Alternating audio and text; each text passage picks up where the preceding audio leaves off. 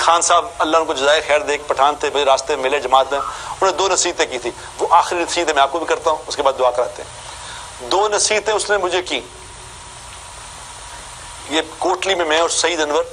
ایک جماعت میں چلا لگا رہے تھے، تو وہاں سال کی ایک جماعت ہے ایک مسجد میں، تو سب پٹھانوں کی جماعت تھی، تو ایک پٹھان بڑا خوبصورت، بڑا نورانی چہرہ اس کا، تو میں ایسے لیٹا ہوا تھا، کارپیٹ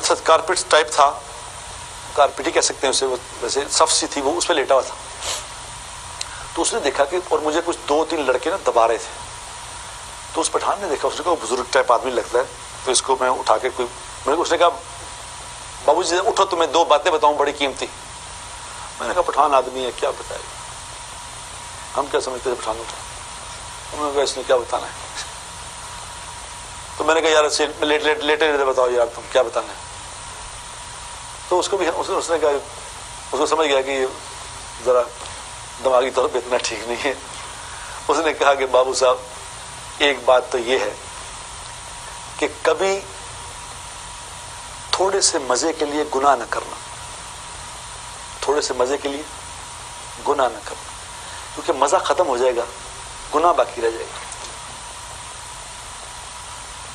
میں نے جب اس کی یہ بات سنی میں اٹھ کے بیٹھ گیا ایک دم، میں نے کہا پھر بتاؤ کیا کہا؟ اس نے کہا میں نے کہا تھوڑے سے مزے کے لیے کبھی گناہ نہ کرنا، مزہ ختم ہو جائے گا، گناہ تمہارے ساتھ چلے گا، تمہارے ساتھ چلے گا، مزہ تو کتنی دیر میں، گناہ کا مزہ کتنی دیر چلے گا،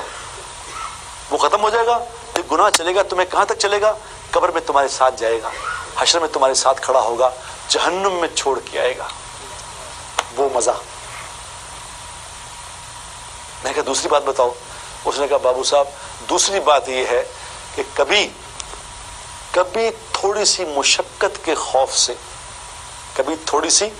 مشقت کے خوف سے نیک عمل نہ چھوڑنا، کیونکہ مشقت ختم ہو جائے گی، عمل باقی رہ جائے گا، عمل تمہارے ساتھ چلے گا۔